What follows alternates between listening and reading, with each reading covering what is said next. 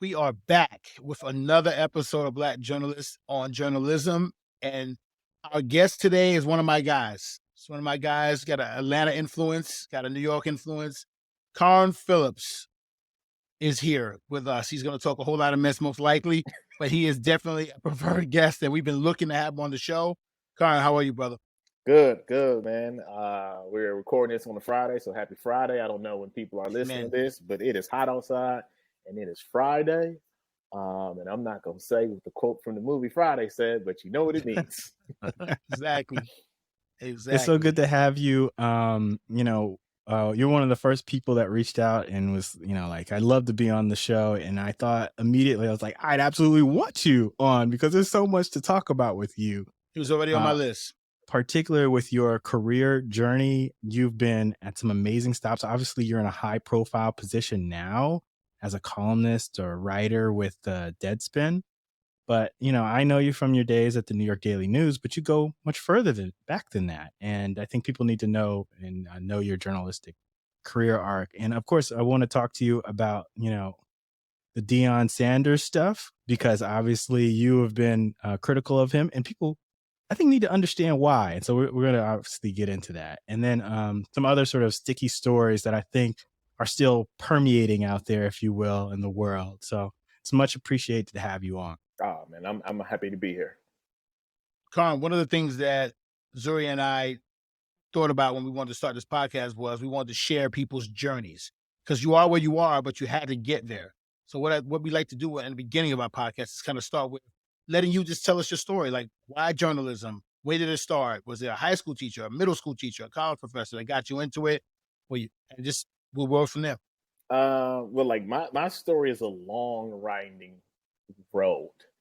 And now I'll give you like two of the most important reasons, and then the reason that makes me why I am the way that I am. And the people who know that story understand it, but a lot of people don't. I got my start in 2001 in high school, my junior year, and randomly I was in National Honor Society, and I was in this other extracurricular club, and the advisor over the club was over the high school news that used to come on like the little TVs in class. When people used to get little updates and give the scores, that little run of the mill production that everybody ignored and no one paid attention to when it came on in classes.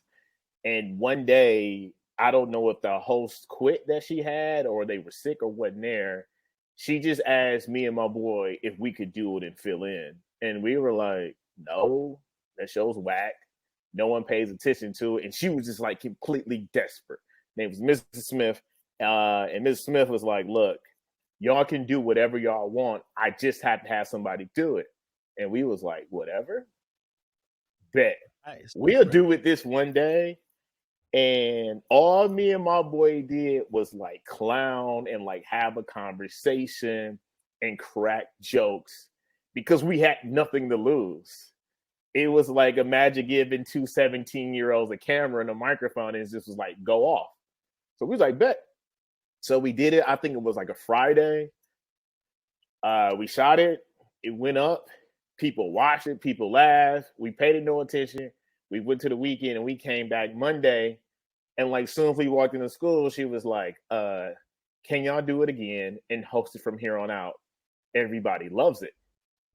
And we're like, what happened to the other people? She was like, don't worry about them. So we was like, cool. So then it just became our show. And we did whatever we wanted to do for 5 minutes. And it literally went from the thing that came on TV in class every day of the student news of the school that everyone ignored to the thing everyone watched, to the point that we got kicked off because teachers started complaining that when the program came on, they lost control of their classes because everyone was waiting for this to come on and they couldn't teach when it was on because everyone was laughing and talking about what we did on that show. Like we went from begged to get on to banned in like a couple of weeks. And I was like, oh, something's here. And then my senior year of high school, back where I'm from, Saginaw, Michigan, because I had enough credits, because your boy's really smart. We had like this big trade school in our county that was like a mega high school for all the high schools in the city, in the county. And there was a morning session for 3 hours and an afternoon session for 3 hours. And I found out they had a media broadcasting class. And it meant that like I went to school there my entire senior year for 3 hours. I had like an hour and a half lunch break. And then I came back to my high school for 2 classes. That was my entire senior year. But in that media broadcasting class, I learned how to read off a prompter. I learned how to write scripts. I learned how to storyboard. I learned how to record, white balance. I learned how to edit digitally tape. I learned how to edit on Final Cut Pro, the first version on a Mac. We did news programs. We did skits. I did like the most popular videos we would make. And when I left that program for a year and I went to Morehouse, my dream, I was like, I'm going to be either the next Hits from the Street, if y'all remember that. Remember that. Or Bill Bellamy. And I was like, Which was a thing at the time. It was a big thing at the time. Like Bill Bellamy a couple years ago had a TV One Unsung, and I was locked in. And I like watch his podcast all the time. And one of my homegirls was like, why are you so excited about this Bill Bellamy thing? And I was like, Bill Bellamy is all I ever wanted to be in life from the age of like 14 to 20. Because I was like, if you weren't there, you didn't understand. Like Bill Bellamy, in our industry, we give a lot of love to Stuart Scott because like Stuart Scott was the first dude in sports who we saw who could just be himself and be black. But if you go back a little bit further before that, Bill Bellamy was the first black dude our age or a little older who was funny. The ladies liked him. In his stand-up, he was always in suits and dressed well. He got into acting later, but I was like, oh, like Bill Bellamy just gets to like kick it, talk shit, and be around Janet Jackson and just turn into the dude from How to Be a Player. And I was like, I want to be that. How do you be that? And so that was my goal coming into college. Things changed, but the second part of like my career started like senior year of college at Morehouse. Still trying to figure stuff out, still trying to figure our way because, you know, we didn't have a journalism program. I had been taking classes at Clark. I had joined NABJ. I had joined AABJ. I was just doing whatever I could do to get in the industry. I had a radio internship. I had a TV internship. Like I was on the grind to do whatever I could get my hands on in any opportunity. And one of my boys was the editor of our school newspaper, the Maroon Tiger. And of course, we in the cafeteria one day, just talking shit, talking sports. And he was like, yo, you be popping off a lot, but you never write. Why don't you write something? There's one thing in life you should never do to me, which is challenge me or doubt me. And I was like, bet, I'll set you up. And I believe the first piece he asked me to write was like just a little small, you know, college newspaper thing, was like, give your like top 5 Heisman hopefuls. And I did. And I remember that because like my dark horse was Marcus Vick. If you remember, Marcus Vick had like a short run where even Michael Vick was like, my little brother's better than me. But he kept getting in trouble. But when he was on, he was special. And I wrote it, thought none of it, but I remember the day the issue came out on campus. And cats being like, yo, I read your story, that was dope. Or the first time I saw my name in a byline on like on an actual newspaper. And I was like, this is it. The problem was it was 3 months before graduation. And I was like, oh, I figured it out. Late. Now what do I do? And so it's long. How do I get another one of these bylines? Yeah, so it kept writing for that, but it was just like, all right, you figured out what you wanted to do 3 months before graduation when everybody else figured this out. Freshman, sophomore, junior year, I was late to the party. So that started a long run of like, you know, freelancing, covering Friday night football. Shout out to the Marietta Daily Journal. and John Bednarski, because he was the one that taught me how to cover live events and take my own stats. And every time I see him, I show him a lot of love. But that was just a long winding road of doing that, figuring that out for years, going to grad school in Syracuse 5 years after undergrad, after I had promised myself I was never going back to school. Internship, Salt Lake Tribune. But then the most important thing happened. I ended my internship with the Salt Lake Tribune because we thought a spot was opening. Funny enough, y'all in the industry, y'all understand. You can ask them. We thought Tony Jones, who covers the Jazz for The Athletic, was about to get this job in Pittsburgh. But Tony wound up getting second, and he didn't get it. But if Tony would have left, Michael Anastasi was going to just promote everybody on the sports desk, and I was going to go from intern to preps. And so since Tony didn't get the job, there was nothing left for me. They had already extended my internship by 3 or 4 weeks. And it was just we want to, we just don't have a spot. And then I had to go home and live in my dad's basement for 29 months. I had an honors degree from Morehouse. I had this expensive master's degree in journalism from Syracuse, where I was kicking everybody's ass in my program. Had this great internships in Syracuse. Left the program early to intern in SJI out in Utah. I was I was supposed to be in the next one, and then I had to go home for 29 months, live in the basement. I refused to unpack. I lived out of my bags in my dad's house for 2.5 years because I was if I unpack, that means I am accepting that I'm going to be here. I got an internship at our paper back home at the Saginaw News. I tried to get a job there, the Flint Journal, every paper in Michigan. I had interviews with 1 million people across the country. I was depressed. I was suicidal at one point. I was an alcoholic. My grandmother got sick and got diagnosed with kids. I went through 2 breakups. I was broke. I was begging my friends for $25 to pay my Capital One monthly payment.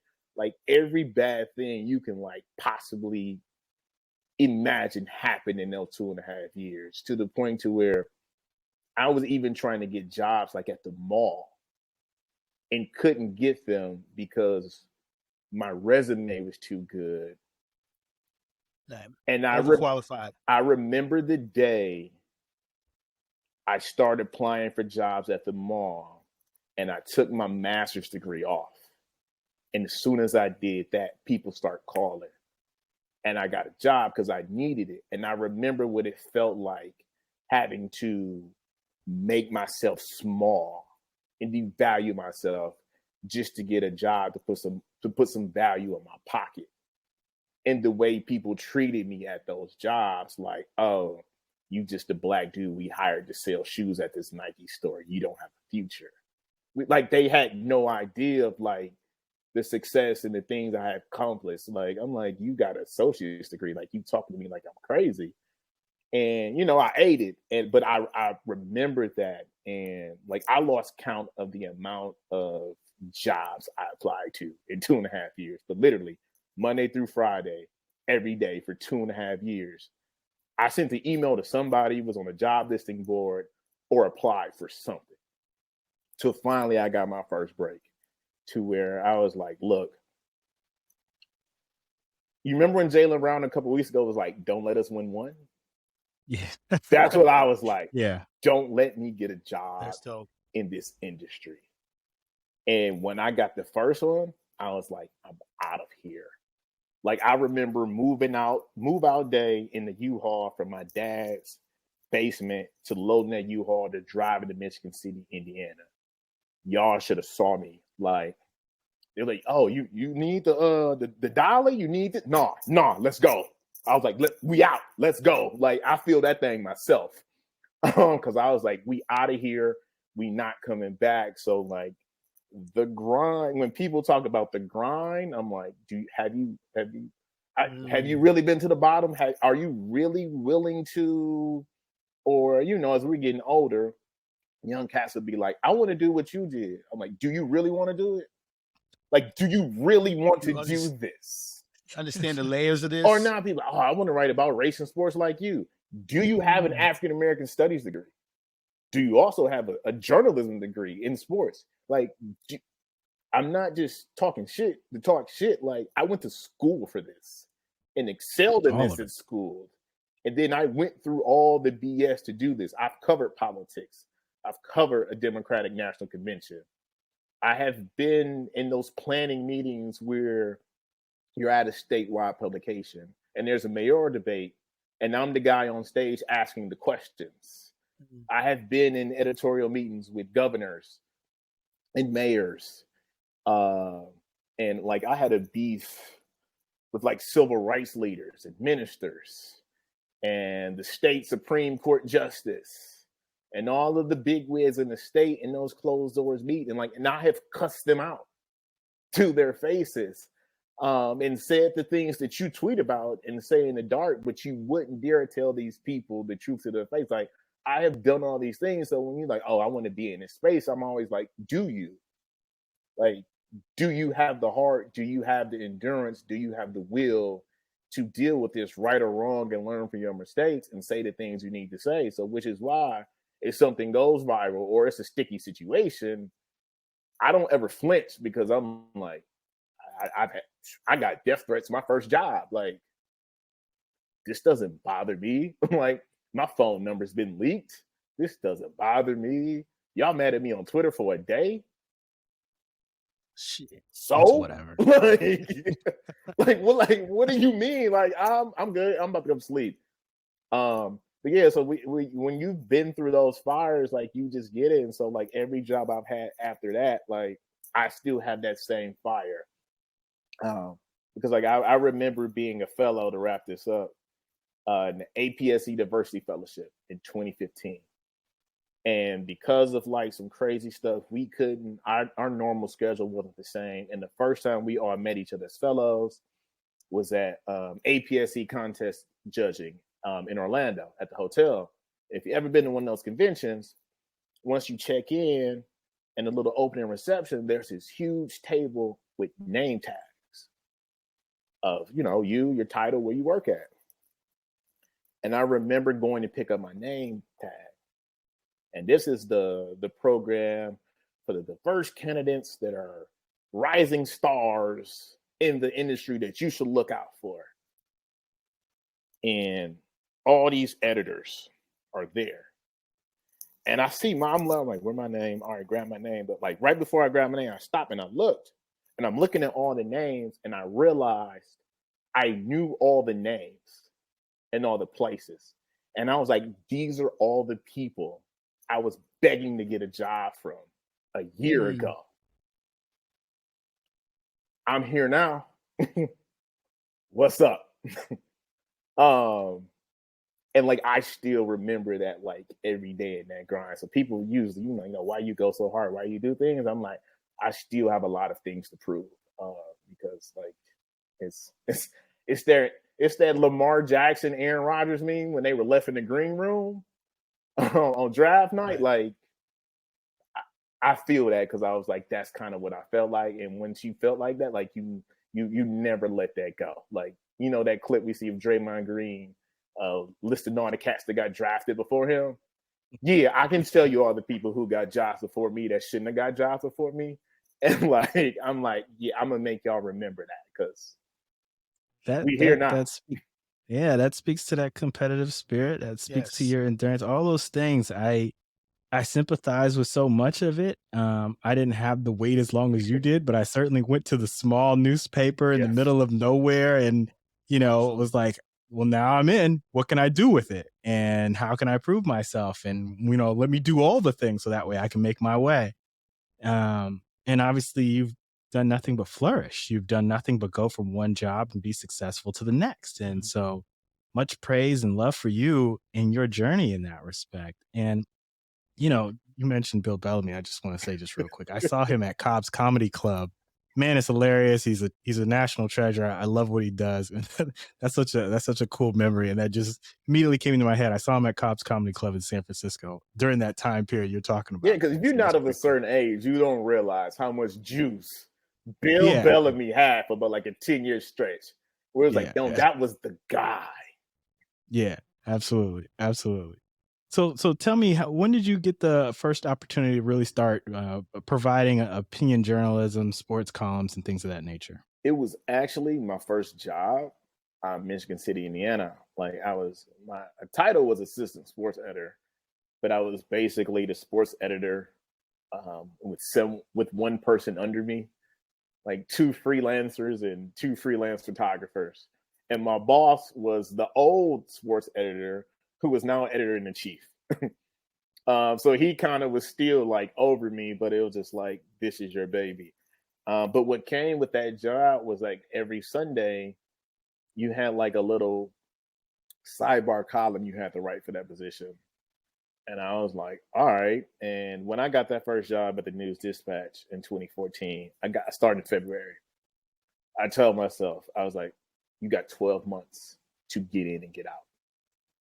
You're in the middle of nowhere. You know no one here. There's nothing to do. You aren't making any money. You have 12 months to get out.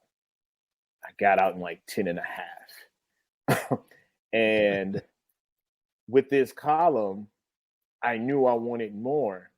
So like what my coworkers and my boss had done was just like write local columns about, the local high school teams we were covering. I was like, I'm not doing that. Like I'm writing national shit. I write all the things I've ever want to write about. I wrote about stuff that was happening. I don't know why this is blowing my mind right now. But Michael Brown, what's the town Michael Brown got shot in? What was that, 2014? Outside in Missouri. Yeah, outside of St. Louis. Ferguson. Yeah. Writing about Ferguson and all of my friends who were journalists who were there, national sports stories, just things of that matter. Because I was just like, I don't want to be local. Like, I want to be a national guy. I have free reign to figure out what works and doesn't work. Why wouldn't I take this opportunity? So that was like my first dabble. But my real first time getting into it was like when I was tabbed to be a journalist when I got to Delaware at Delaware Online, the News Journal. And I got hired to be a sports writer, Enterprise. I was there. I was out at a high school softball practice. And my boss called me and he was like, hey, before you got here, there was this thing that happened down in the capital of Dover. These cops arrested this black dude, and it was a police brutality case. No, you have no idea about this, but like the video came out today. People are pissed off. It's 2014, 2015? It's 2015. We know what was getting ready to bubble. Black Lives Matter. And all the police killing. This was like right before everything just went crazy. And I'm like, all right, I only been here like 2 months, 3 months. I don't know what y'all talking about. And they were like, yo, can you just go downtown and do like a man on the street story about reactions? And I was like, all right, whatever. Better than softball practice. Yeah. And I was at softball practice just getting some color for a feature story. I was writing on the coach. And so they were like, all right, we're going to send you the link of the video footage. So I get to my car and I watch the video footage. And like they arrested my man. He's complying. They got his hands behind his back. They push him down. And then my man just kicks him in his head and like knocks him out. And I'm like, all right. Like the black man in me is furious. The African American Studies black man is on red. And I was like, I'm not doing no whack ass man on the street story on this. And I remember I left and I headed straight to the newsroom. And like I had intention. I stopped at Cheesecake Factory. got me a slice of cheesecake and a strawberry lemonade to go because I was like, I'm going to pick something and they're going to say yes. Let me have a snack for this. Like I had made up my mind. This is what I'm about to do, and I'm going to make them say yes. And I walked in the newsroom. My boss, the sports editor, and the news editor were like, "Did we tell you to go downtown?" And I was like, "Yeah, we need to talk for a minute. Let's go in the office." And they were like, "What's up?" And I was like, I'm not doing that shit." I was like, I understand what y'all are asking, and I understand that we need it for the paper, but I was like, I can't do that objectively. I'm pissed off. And I was like, we don't have like any black people here, and we don't have any black people here to talk about this in a different way.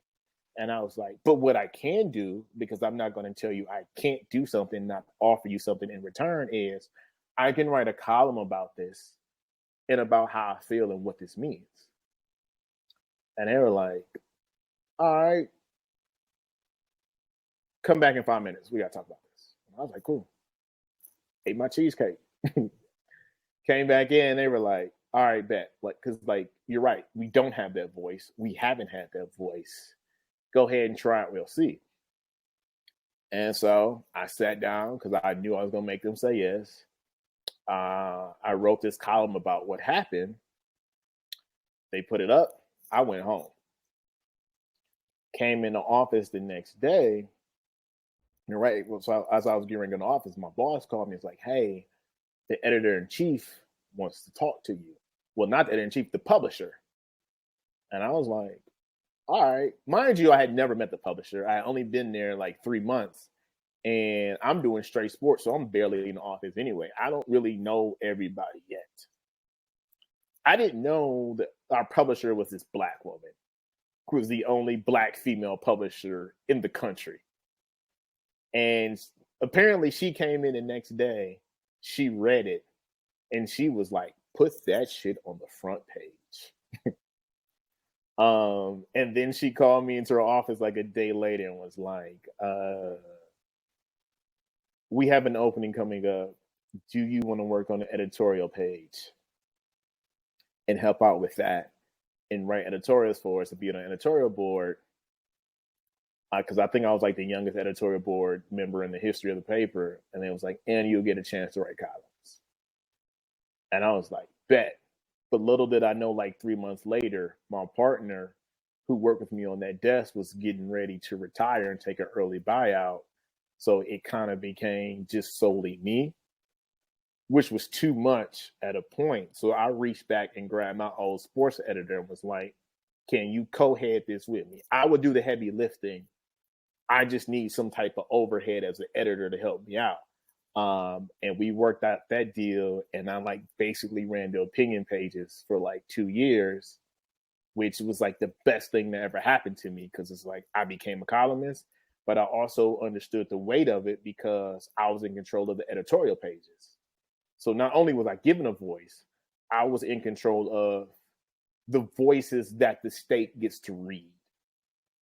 Whether that be on our website, in our paper, whether I was grabbing stuff from the Washington Post or other publication that we could run on our site, I was like, we not running no more straight white men. Not while I'm here. Women, black people, gay, straight, Asian, whatever you are, as long as you're in a straight white man, I'm running your stuff. I'm going in these meetings. I'm putting sports to the side and I'm jumping into politics and local government and education and all of these things that like most people in sports don't understand, which is the perfect thing for me.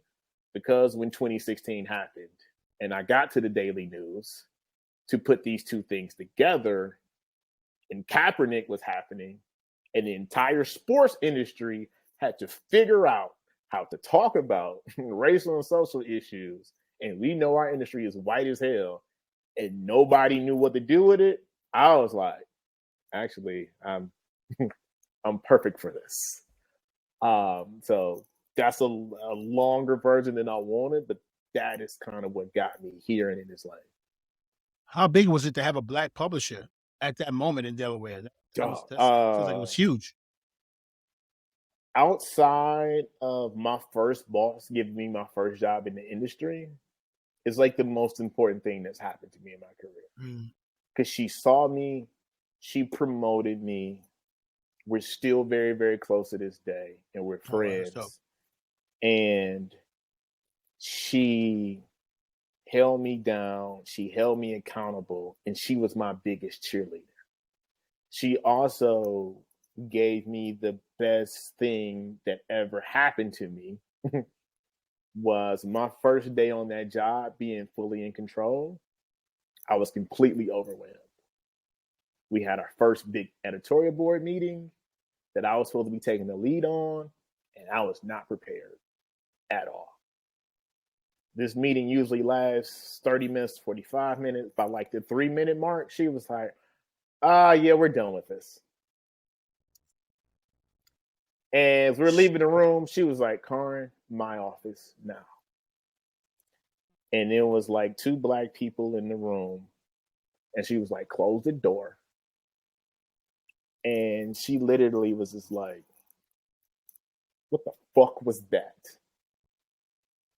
And just like shredded me and ripped me a new one. And it was the best thing that like happened to me because it was like the first time I had failed in my career. And like, even with my parents growing up as a kid, I hated like disappointing them and not disappointing her. And like, oh, it ate me up. And I just went back to my desk like a little kid and was like, just like, oh, I was in my feelings worse than Drake's second album. Like, it was like the Take Care album. I was his best album, by the way. Yeah. But I'm hurt, right? Yeah. And so after about an hour, like I got my shit together. And like, I don't learn from success. I only learn from failure. And I was like, this will never happen ever again. And I was like, all right, I got to atone. It was 4 other people in this meeting, but I embarrassed myself in 4 other people. I got up. I went to everyone that was in that meeting individually, apologized, shook their hand, looked them in the eye, and was like, that will never happen again. It will be better. And everybody was like, oh, don't worry, no big thing. I was like, no, this is a huge fucking thing. I don't do stuff like this. And from there on out, there was weekly outlines. Like, it got to the point to where not only was I running that meeting like I was supposed to, when we would have the big wigs and the governors and the people who was coming in, I would sit next to her every meeting and they looking at her as the publisher and she would be like, welcome, but Carron, go ahead. Like, I ran the meetings. It was just like, we're going to talk about whatever Carron wants to talk about. And like, what's her name? Susan D. Leath. That's my big sister. That is my road dog. And like Susan D. Leath played a part in changing my life. I'll be forever grateful. This is not one of those moments where I have to give her flowers. She's already gotten them. I've told her this on countless times to countless people. But yeah, like, you need that one person to have your back, hold you down, promote you, and hold you accountable. So whenever the next job or the next challenge or any other thing happened, like, I was already prepared for it, because like, once a black woman like smacks you and knocks you down, but also helps you back up, you can take any punch ever after that. But I'm the type of person that was like, all right, I get knocked down once. I ain't get knocked down twice. So anything that's ever coming my way, or even like little, young cats that want advice, like, it's one of the things I always try to tell them. Like, look, when that first failure happens, it's going to happen. You're going to really fuck up once. Don't be so quick to get over it. Like, throw that mug in your book bag and keep it with you as a reminder, and remember how it felt, so that anytime anything else happens, you can overcome it and use it as like a battery in your back to keep going. Because like, yeah, stuff go wrong and I'll just be like, 2015 Delaware, can't let that happen again. Because like you remember the losses more than the wins. You do. Because if do. you start remembering the wins more than the losses, you'll get lost and off track real quick. And I'm one of those people that I hate losing more than I like winning. And I really, really love winning. But if I lose, I'm up for weeks. Yeah, I think you and I are in the same mold in that respect. It's certainly to the point, and I think I forget the wins. I don't remember them, and people have to remind me. But I remember all the L's I took. Oh yeah, I do. I remember getting that, column ripped to shreds or that copy ripped to shreds or whatever it was. I remember that, and I don't let it go. It stays with you. Like it's even to the point to like, y'all know at NABJ, we don't do this no more, but like NABJ. My first NABJ was 05 in Atlanta. And y'all remember how crazy big the job fair used to be? It used to just be like 1 million people. And this is my first one. I don't know what I'm doing. I just walk in with like some clips, terrible clips from like the student newspaper. And the first table I see, it's an old head sitting there from some paper. Don't know who he is, don't know nothing. And I was just like, hey, can I show you my resume and my clips? Don't know what you hired for. Maybe you might have an internship, sir. He was like, all right, son, let me see him. I had never seen or thought white paper could be so red. Like, that man shredded me. Like, to the point where I was like, do I need to quit? Like, do I need to give up? I'm gonna walk away from this. Like this. Son, you ain't even came over here anyway. Yeah, you ain't even got the right font for your name at the top, son. It ain't even centered right. I didn't even get my name right. And I remember leaving the job fair, going down the hallway, sitting down, just looking like, I am horrible. And everybody else walking around in their suits and smiling. And people like, I just secured a job. And I'm just like, I am so far away. But now I'm like, as I see like this younger generation with the internet, and they just get on at places and they think they're good and they suck. And I'm like, you didn't have that old cat when you was 21 with that red pen to be like, nah, you ain't got it. But here's how you get it. Yeah. And I wish we could have that back, like that part of the game back. Because, like, listen, getting shredded is the foundation in how you get started. If you don't have every great journalist has a getting shredded story. If I ask you, like, you ever got shredded? You're like, no, I'm like, you suck.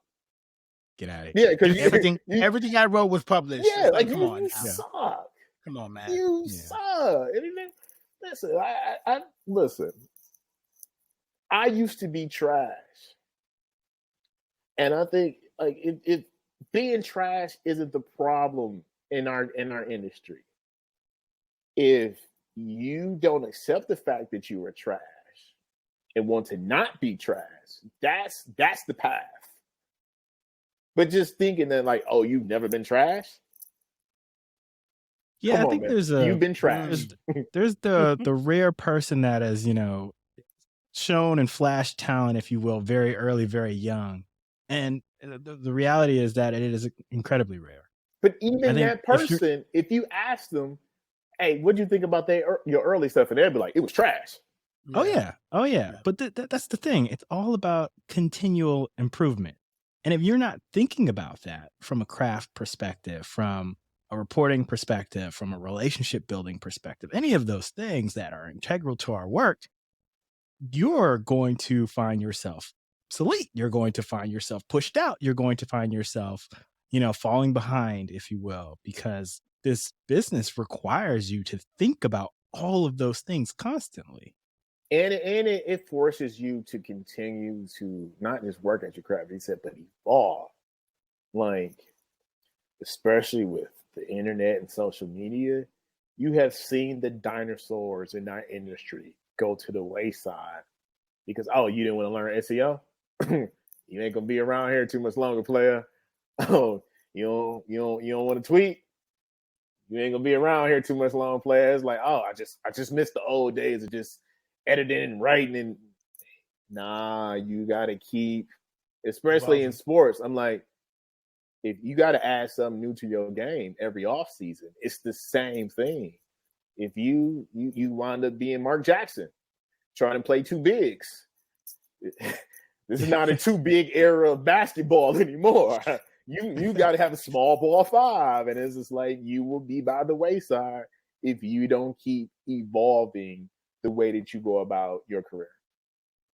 Can you talk to us about the time at the New York Daily News? And I said this, I think, before we started this recording, that that's a little bit of when I came to start to experience your writing. I was like, oh man, this dude's spitting hot fire. What's going on over there? You know, that's pretty dope. It's nice to see somebody who looks like us. And I remember Leon Carter was still at the Daily News at the time as a sports editor. He was gone. He was at ESPN. Oh, was he already at ESPN? He had just left ESPN New York and was like strictly at ESPN. Gotcha. But tell me about your time. But Leon is how I got my job. Wow. That is, shout out to Leon. Another SJI co-director. That is my road dog. Like he is very influential on how I got that job. But like that job is so important to me because here's the inside baseball story. I had, if you remember, the end of right before 2016, because I got that job in 2017. And like a year or year and a half before, I had a meeting with Kevin Merida in DC. And this was like 6 or 7 months. It was in December. The Undefeated published that next June. And of course, I pitched myself. But I was like, hey, this site, if you're going to do what you say it needs to be, needs like a columnist that can talk about like race and sports and all these things who lives in Atlanta. Because I know this, the shop is going to be in DC. You live in DC, you're in charge now. But I was like, DC ain't the black Mecca anymore. It's not Harlem. I was like, it's Atlanta. You need somebody there. He's like, I think about it. That was it. And we know what happened in history, and they launched it and all that. And so by that next year, after they had been out, or I think it might have been a couple months, I was like, all right. I felt like I had do all I could do in Delaware. Like I had been fighting. We were a Gannett paper and begging and pleading to get my columns on the USA Today opinion page. And like nobody would show me any love. And I'm like, yo, I just won Philadelphia Association of Black Journalism chapter Journalist of the Year award. Like, I can't get y'all running columns from all these other Gannett sites in the country on that page, and like I can't get one. And I was like, all right, man, like I've hit my ceiling here. I got to do something. So I refreshed my resume, and I created a beat memo. And I got my best clips, and I made a list of all the publications, and I like cold called them through email. And I was like, this is who I am. This is my resume. This is my idea. Read this beat memo. Here are some clips. I think your publication should have someone to cover solely the intersection of race, sports, and social issues. Every progressive online outlet or paper you can think of outside of the New York Daily News, I pitched myself to. I didn't hear anything back. Tracy Grant, who I had met the year before at this talent dinner at NABJ in Minneapolis, was like the only one that responded. And she was like, oh, hey, Carron, thanks. We'll look over this. If we're interested, we'll get back to you. It's the only thing I got. I spent like... Remind me where Tracy's at? Nowhere now, I don't think. After some of that stuff with the Washington Post that had happened. Oh, okay, yeah. There was a Washington Post at that time. She was one of the Emmys, right? Yep. Yeah, okay. So I had spent like that whole January of that year because, I was one of them new year, new me. I'm going to start the year off doing this. Crickets all of January. I was crushed. And I was like, all right, this ain't happening. I got pissed off. And I was like, all right, ain't nobody paying attention to me. I'm going to write my way out of Delaware. Like, I'm about to go crazy and just lock in and literally try the best stuff I can write in my life that's going to make people naturally pay attention. 2 months later, I'm in one of those editorial boards meetings. I come out and check my phone. I got like 15 missed calls, 30 texts, and like 1 million notifications on my social media podcast. And they were like, yo, somebody put up a post on social media and was like, the New York Daily News is looking for someone who write about sports and racial issues. And I looked in the comments and it was a whole bunch of people putting my name. So my first call was to Leon Carter. And I was like, you used to run that shop. Is this real? You know who in charge? And he was like, yeah, let me make some calls, find out. He was like, it's legit. And I was like, all right, I'm about to apply. Do your thing. And he was like, I'll make sure you get looked at. Like a week or two later, I hopped on a train, went to New York, and had my interview with Eric Barrow, my old boss. Got the job. And then a couple weeks later, I had to go back to the office. And I walked in and I was like, I had already negotiated I was moving to Atlanta.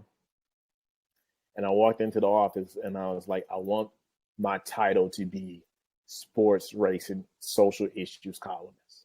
And he was like, okay. And I was like, I figured out what I'm going to do with this role. And he was like, all right, what do you want to do? Like it. I was like, I'm going to do everything I think the undefeated should be doing, but isn't doing, because I pitched this exact job to them and they didn't bite. And he was like, you know, you're crazy for thinking you can take on an ESPN behemoth. And I was like, I know it doesn't make sense, but it makes sense in my mind. They're my sole competition. This is what I'm going to do. And so, like, as we were talking before we started this podcast, you mentioned something. He was like, people talk crazy in my mentions sometimes to be like, who are you? Because of that job, you can look it up and do the research. I started at the New York Daily News in May 2017, April. I was the first person to nationally, as a columnist or a writer, have the sports, race, social issues title, to make that my beat. If you look after me, came a role at the LA Times, a role at the Atlantic, a role at the Ringer, and role at all these other publications, right? Dedicated to this. I was first. I was not the first person in this lane or in this genre, because that is no disrespect to the OGs that came before me whose shoulders I stand on. But the first one to have this title that you see, oh, they got a sports and culture writer now? They're all copycats of the things we did at the New York Daily News. And I was happy everybody else got looks and got jobs. And I had more lanes and more voices, especially when some of the ladies start getting in, because I just felt like I had to do everything there in serious with sports, even if I wasn't qualified. And I was like, yes, we got some more people in this lane. I had kicked down the door.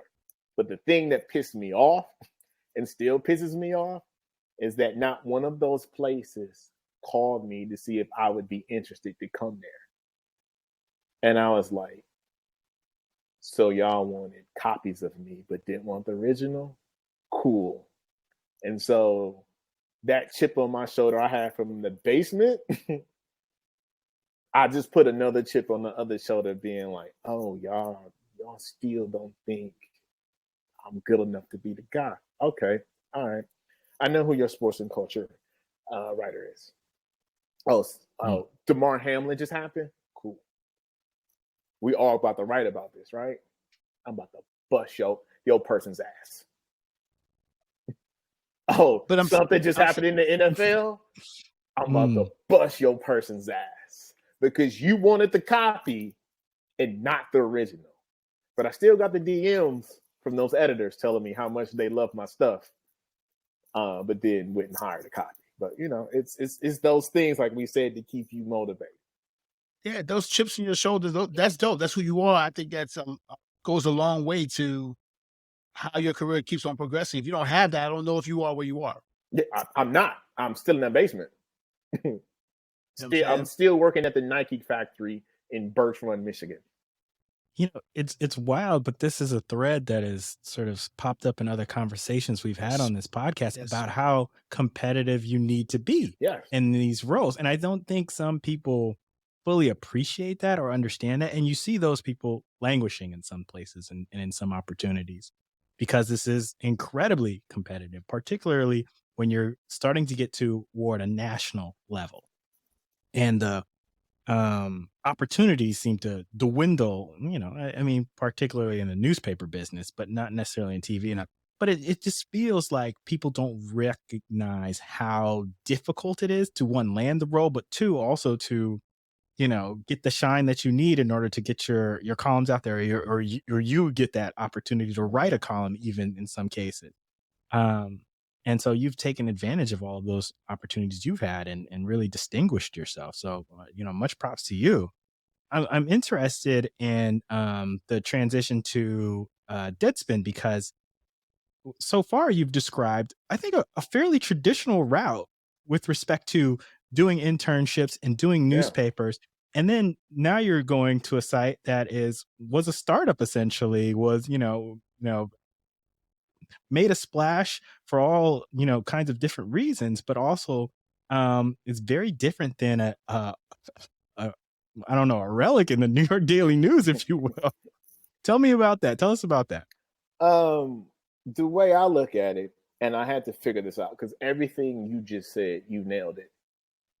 And it was a couple of years ago, and I was like, yes, where you are matters, especially when it comes to getting credentials and where they seat you when you cover a game. For sure. That lets you know where you work at matters because it's about the publication, not the person. But more importantly, I was like, who values your voice is where I'm going to go. Who understands what I am and what I do, who appreciates what I am and what I do, and honestly, who's going to let me cook? Because I don't care what publication it is. If they're, you know, at the top of the food chain, if you got a position and I'm thinking about applying and I'm just like, they really gonna let me get in my bag? Like, I understand, you know, as a writer, you take certain tones of that publication and that audience that publication has, but like you yourself, like I'm always going to be me. There are things I will write and say because I'm at Deadspin, because it's Deadspin, that I would have said at the Daily News or at the Shadow League or places before that. And wherever I end up next, later in my career, whatever, it will be different than how I said it at Deadspin.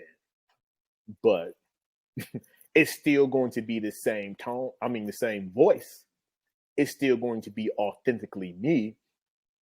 Headlines might be different. The lead might be a little different. But you still gonna hear or read what I need to say in the way that I'm trying to address it, because in my style is just necessarily me. So when the opportunity came up at Deadspin, I was all in, mostly because I was getting back with Eric Barrow, my old editor at the New York Daily News, and Jim Rich, who was there. And I was like, okay, cool. We're doing this rebranding of all this stuff that happened with Deadspin, which I had nothing to do with or do any really thing about. But I was like, reputation. Yeah, but I was like, I know what these two people are about, and I know how they view me. And it was really the second time in my career where somebody was just like, "No, like, gotta have you," like. Boom. Because Eric and myself were like the first two, not in terms of like paperwork hired, but we were the first two Jim Rich went to was like, 1-2, gotta have you two. 4, fill out any staff hires. part of the Like, plan. yeah, like y'all two. Yeah. That's beautiful, right? I mean, because that's rare. It's especially when you black. And especially when the people that want you ain't black. It was like, oh, it was like, you brought me flowers? You want to romance me? Oh my God. It was yeah. like, oh, I feel so classy. Like, it was like, okay, bet. And you know, like the ride at Deadspin was what it's been over the last 3 years. We've had highs, we've had lows, trying to figure things out and how people view us and what it is. But like the thing that I've always appreciated was like the ability. It is one of my favorite singers and entertainers is Bobby Brown. And Bobby Brown's quote is always, all I need is a stage. All I need is a platform to where the people I'm working with and for understand and appreciate my voice and what I'm trying to do. You give me that, damn all the other stuff. The people that don't want to hear it, they can leave. But the people that do want to hear it and the people outside, they're like, maybe I don't know about this, I will eventually get them in here to listen to this. Because I know what I can do. I've proven what I can do. And I'm working every day at it to keep getting better and learning from the good and the bad from it. I think there's a lesson in that for the people who are going to listen to this episode. You said all you needed was a stage. You respected the platform in Michigan City. You could have said, I'll just hold it down so I get out of here. You respected the platform in Delaware. Again, you could have said, as a stopover, I get out of here, but you respected the stage. So it doesn't really matter that New York Daily News, obviously, and Deadspin are much bigger. On all those stages, you still respected them the same way. It's a show, and I'll give you the best show possible, whether it be in Michigan City or on a national stage like Deadspin. It's a big deal that a lot of younger and older journalists understand. If you got your stage, just respect your stage. I think it's a big deal. Yeah, and go to the stages that want you there. Like when I took that internship in Salt Lake City, everybody was like, "You going to Utah?" I was like, "Yeah." It's a questionable move. Immediately, I was like, "I'm out." Like there wasn't a second thought. Like, yeah, I'm out. Like I uprooted my life in Atlanta to go to Syracuse for 9 months, and I was just like, "Yeah, I'm out." Like I was in a whole relationship, and my ex was kind of like, "You just gonna go and leave?" And I was like, "Yeah." When I got my first job, I was in Michigan City. I was in another relationship, and I like kind of put that relationship to the back burner because I was like, I got 12 months to get out of here. Can't be on the phone with your ass all night. Got to work on deadline. So like, you have to like go to the stages that are offered to you, respect them while you were there, and respect the communities and the readers that are there, especially if it's local before you get to national. Because like you don't know where those stages and those steps are going to lead you. Because when I was at the Daily News and I was able to negotiate working for the Daily News and got to move back to Atlanta, like that blew my mind. And I vividly remember all the people that was like, why the hell is your black ass going to Utah? Why the hell is your black ass going to Delaware? And then when I got back to Atlanta, I was like, Utah and Delaware got me back here. That's like you go where, hey man, it is like GPS. Follow the little arrow.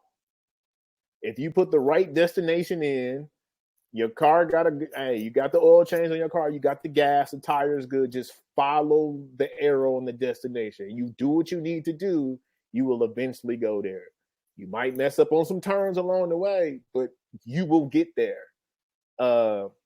But you know, like you said, you nailed it earlier.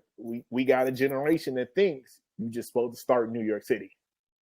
They think you just supposed to start nationally, and it's like, nah, because like you gonna start nationally, and then you gonna mess up because you suck, because no one told you that you suck, and you're not gonna know how to recover because you don't appreciate the journey it takes to get national. and understand what's a risk, what's not a risk, because you just think this should be handed to you and you don't understand the value of it. Because I would say this. I'm not saying that because I know what saying that means. I've seen somebody else fail by saying that. I figured out how to say that in a different way that don't get me fired, that you don't know because you haven't been on this journey to get here. Yeah.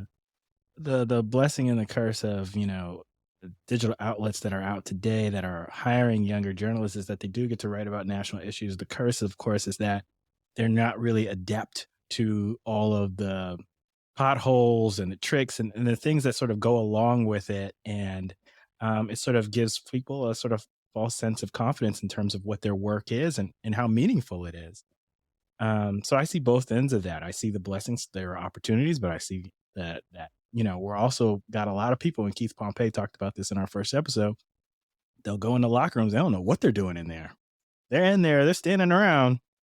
It's like, why are you here? Do you know what you're supposed to do when you get in the locker room? Are you just piggybacking on somebody else? Like, what are you doing? And I have been in the locker room with Keith Pompey because when I first got to Delaware as a sports writer, I was low-key the little Sixers beat writer for a minute if they had big games, because this is before the process. This is when they sucked, right? Right. They were so bad then. But like that was my first experience getting like a lot of time in the NBA locker room. So I've been in that locker room with Keith, and first couple of times didn't know what I was doing, but I was smart enough to know, shut the fuck up, watch. All right, understand the landscape. Bet game 3, I got it from here. I know what to do instead of just going there and freeze up. There's value in shutting up and being quiet. Yeah, there's great value in it sometimes. Yes, there is. That's a life lesson. Not just in your career, just in life. Life. So I want to ask you about some of the stories that you're covering recently. And one of the big ones that I think people are sort of, I guess, attuned to you with right now is the Deion Sanders ongoing coverage. And this is interesting to me because if you read your columns like I do, that there are valid criticisms of Deion Sanders that need to be aired out. Yes. There just are. And I'll go back to the most sort of really ridiculous sort of attributes that he seeks in his players, particularly his quarterbacks versus his defensive linemen. Yeah. I think he said something just outlandish with respect to, wanting a defensive lineman with single mother household kind of thing. Gotta it get was it. just really weird. That was the quote. Gotta get it. Single mama. Yeah. And, quarterback from a 2-parent home, but your son's the quarterback. 1.5 GPA. Your son's the quarterback, but he doesn't come from a 2-parent home. Okay. There's a whole lot of weirdness. And so there's a lot of little factoids like that and criticisms that you've had of him that I think in the sort of grand scheme of things, people are sort of like glossing over. Because I look at your mentions and I think to myself, are y'all reading him or are y'all just observing what he's writing about? Like, tell me about how that experience is for you, because again, forget Deion for a second, but it's just this whole experience of people interacting with you, but not necessarily actually engaging with what you're saying. It's the hardest part about our job, because our job, writing is hard. And not only is writing hard, for the most part, we have to take complex things. Doesn't matter if it's breaking down the coverage in sports or politics or some educational reform bill or some legal precedent. We have to take things that are very hard to digest them ourselves, and deliver it to an audience and readers who can easily digest it, no matter their educational background or intelligence level. And then on top of that, people don't read. So we've done all this and we do it at a high level, and then you don't read it because you stopped at the Twitter caption. Or the headline. Or the headline. And And listen, I was going through and I was trying to, in preparation for this interview, I just was looking at the headlines that you've written about Deion Sanders. And maybe it's not you. Maybe it's in combination with you and the team It's there at mostly me. Deadspin. It's mostly you? Okay. All right. So Deion Sanders' ego already causing unnecessary drama at Jackson State. I mean, this is just a selection. Deion Sanders doesn't get it. Evergreen, which I thought was funny just to add that in. Deion Sanders can't make up his mind about how long he'd be at Jackson State. SWAC Media Day was a peep show, and it wasn't just Deion's hissy fit. I mean, it goes on and on. It gets worse, actually, in some moments. But you know, this is you sort of mentioned this earlier. You know, maybe it's Deadspin and sort of the edginess and what people are aware of it in terms of how it operates. But also, it's you know, these are a little bit of a reflection of how you feel about in some of these particular situations, and the hissy fit one, you know, it's such a, I love that word, by the way, hissy. Just getting that in a headline is great. But that one was actually like, it was a really serious story about him, I believe, ejecting a black reporter or banning a black reporter from being able to go to their press conference day. And then, of course, he got mad about, you know, being called by his first name. And there was like a whole lot going on there. And people may look at that headline and think, man, they just haters over there at Deadspin, and they may not hear all of what he did that sort of inspired that. And so I'm just wondering what your take is on that. That day is even worse than his recruiting philosophy, even worse than the air is so much cleaner, there's no crime in Colorado moment. The streets are clean. Air is clean. What does that mean? Worse than the I'm bringing Louis. Y'all better jump in that portal to win this. Meet your quarterback. Mind you, Shauntel Sanders was committed to be deep on the depth chart at FAU before he went to play for his father, where he was guaranteed the starting job. So I'm always like, y'all say he's good, but I'm like, is he good, or was he just gift wrapped an opportunity that he's shown he didn't deserve? And I've seen the numbers. He has some good highlights, but I'm also like, you couldn't beat North Carolina Central, South Carolina State. How the hell you gonna win in the Pac-12? On the biggest game in the sport for that level. Yeah. Yeah, and you went 0-2 in that game. But right. Those are facts that people get upset about. But that day, that media day, because, you know, y'all had Kari Thompson on here, right? Yeah. And Kari Thompson got that job down in Jackson because Rashad Milligan left. Rashad Milligan was the black reporter who got banned by Deion. Nobody wanted to pay attention because, like, I broke that news in that column because the news of the day was, do you call Nick Saban Nick? Don't call me Deion. And that became this big story, which is also really funny when you fast forward a year later, when Nick Saban punked Deion and was like, oh, they paying players, and basically accused him of cheating when he signed Hunter. And then Deion acted like he got all mad. And I remember, you could find a tweet, and I was like, basically like, Deion ain't really mad. Watch in a couple months, they're going to be back in the Affleck commercial. And then a couple months later, what did we see? They was money back in the Affleck commercial. And I was just like, this dude, money. Yeah, like, it's if you just pay attention to the facts, you can see how phony he is.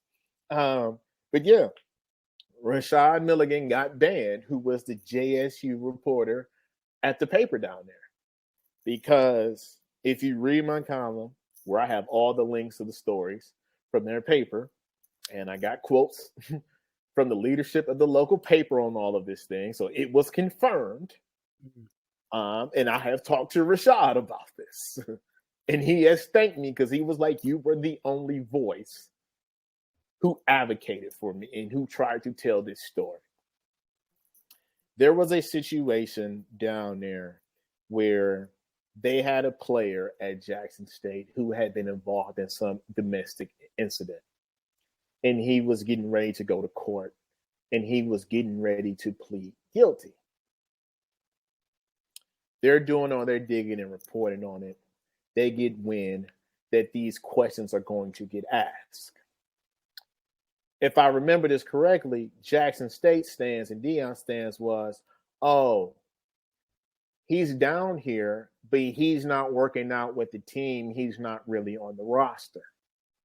If you go back to my column and find the link, Jackson, the paper and Rashad and them had done their homework, and they had talked to the player's high school coach. And there's a quote from the high school coach that was like, oh, no, I just talked to him on the phone the other day. He's practicing with Jackson State. So they were getting ready to show up at SWAC Media Day like, we got questions because we got the information. You've been lying. We got you. They shut him down and they banned him. So all that stuff about black people and HBCUs that Deion be preaching, the only school that gave you an opportunity to be a head coach without any head coaching experience after you had ran a shit show of a school called Prime Prep, that if you read Candace Buckner's great story from the Washington Post, she did a feature on this and tracking down some of those kids who played for Deion at Prime Prep and how they had their lives and athletic careers messed up because they were getting scholarships and got scholarships snatched just because Prime Prep was such a mess, and the number of times Deion got fired at Prime Prep. Later to then go ahead and be a offensive coordinator at a high school in Texas. The program was so dirty, he was an offensive coordinator at. They got kicked out of their conference. How bad does a high school football program have to be to get kicked out of a conference in Texas, where Texas high school football is the most important thing in the state? And now this black school gave you an opportunity to be a head coach because no one else on earth did. And you got a black beat reporter. Ask how many black coaches on the Power 5, FCS, or HBCU level have been blessed with a black beat reporter in their first time on the job. It is not many. And you banned him for doing his job. And let me just that say is this, Deion. That is who Deion Sanders is. Let me just say this, and I'm a huge Deion fan for, from his playing days in San Francisco. Won a Super Bowl with the guy. I was a big fan of the Niners. So I go that far back in terms of just fandom and just sort of support for him. Mm-hmm. But all of these incidents are absolutely troubling. And if you're thinking about it from the coach's perspective, from Jackson State's perspective, there's an easy way to answer the questions about this quarterback that doesn't require banning a reporter, which makes it worse in a lot of respects. And then on top of that, and just in terms of a historical perspective, like there's way too many HBCUs that have problems with the press at all. And this is just, a reflection of that. It feels like to me, where it's just like, wait a second, I want to ask you some critical questions. We don't want to talk about, we don't even want to deal with you anymore.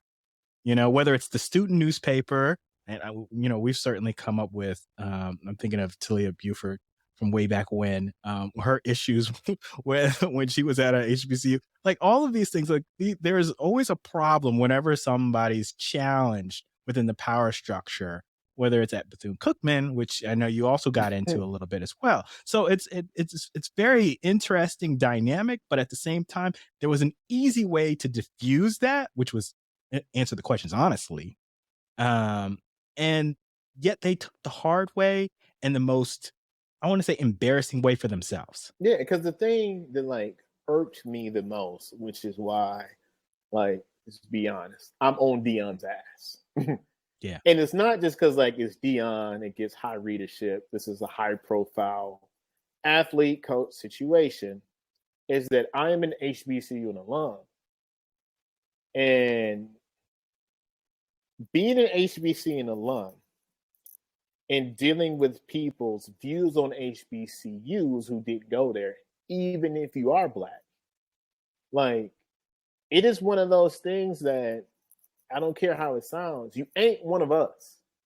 because it is a very you being black does not give you the right to understand our culture, because you don't get. It's literally one of those things. Unless you been on the yard, not a campus, and graduated, you do not understand how HBCUs work. And then it will even blow your mind when you realize is talk to any HBCU alum. There is HBCU culture, and then it's that HBCU culture. Every HBCU has something they do in a certain way that they rock that no other HBCU rocks in their way. Like that is that school's signature style. Oh, we can all come together like a family reunion under this HBCU umbrella because we do all these things alike. But FAMU, they do some stuff we ain't doing at Morehouse and Spelman. Clark is across the street, literally across the street. Literally across the street. They do some stuff we don't do. And so for you to just be like, I'm black, I understand it. No, the fuck you don't. You have no idea how this works. And so with this whole situation with Deion, it's like, dude, you jumped in this game trying to be some false savior, and you don't know how it works.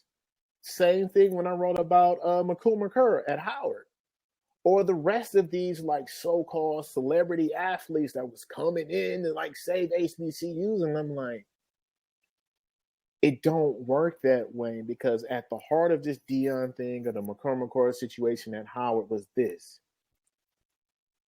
And Deion understood it when he got there, because when he left, all these stories and rumors came out, and all, you know, the people who just thought I was the worst person in the world were hitting me up and calling me, yeah, you heard these rumors about how like Deion brought all this money in and they not letting him have the money for his program, and that's why he left. And I was like, yeah, that's how HBCUs work.